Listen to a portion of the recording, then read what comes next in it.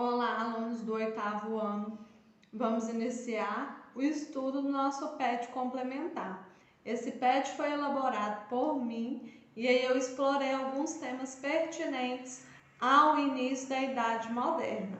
Então eu espero que vocês aprendam um pouco mais sobre esse momento da história para nós podermos passar para frente na nossa matéria, certo?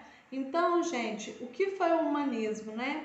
O humanismo ele foi um movimento intelectual que abarcou diversas áreas da época, né, do final da Idade Média para o início da Idade Moderna. Então nós temos características do humanismo presentes na pintura, na literatura, na ciência e em várias outras áreas do conhecimento humano, né, e que são importantes até os dias de hoje. Então, por exemplo, a partir do humanismo foi reformulado o método científico para se chegar às conclusões científicas e formulações de conhecimentos naquela época. Esse método científico, por incrível que pareça, formado lá no início do século XV, XVI, ele é utilizado até os dias de hoje por alguns cientistas e, se não for falar por todos, né? Porque ele tem um caminho que é bem metodológico e possível de se comprovar qualquer que seja uma teoria. Nós temos também a questão da reformulação do ensino da época. O ensino da época muitas vezes considerava apenas matemática e outras questões que eram mais enrijecidas. E também ele tinha muito baseamento nos dogmas antigos que a Igreja Católica levantava e conclamava como verdades absolutas.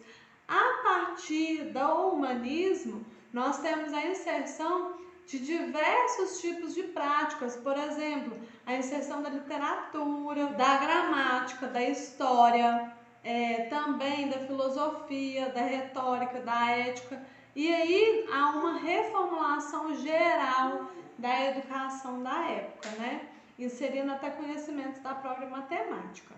E o que foi possível após esse humanismo, né? Foi possível a alfabetização de uma boa parte da população, que o analfabetismo era uma coisa recorrente durante a Idade Média, eram poucos aqueles que tinham possibilidade de acesso à instrução, e aí com o humanismo abre-se uma possibilidade de mais gente ter esse acesso à educação, né? E a partir desse humanismo também nós temos a disseminação de novos conhecimentos por meio de panfletos, livros, jornais e outros meios de comunicação da época. E vem a grande sacada do momento, que é a invenção da imprensa.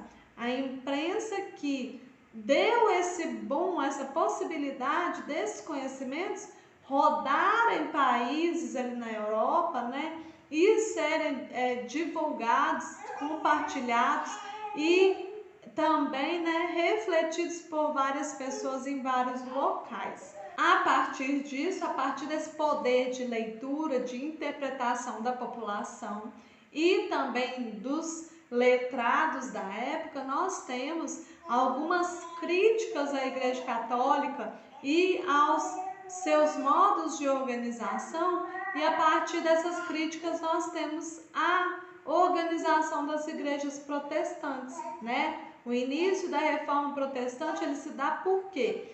Críticas à Igreja Católica, críticas aos modos de interpretação da Bíblia, a não organização de atitudes morais por parte daqueles sacerdotes que muitas vezes pregavam a necessidade de comportamentos morais decentes, vamos dizer assim, também a acumulação de riquezas pela Igreja Católica.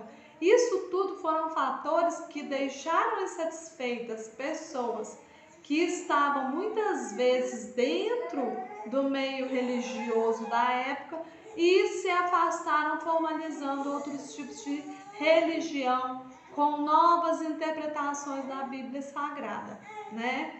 Então, são essas as principais motivações da reforma protestante na época.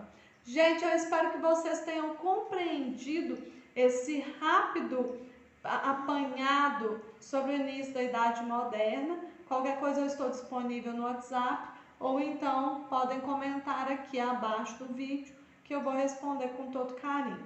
E as respostas de vocês eu aguardo pelo formulário ou pelo e-mail. Até mais!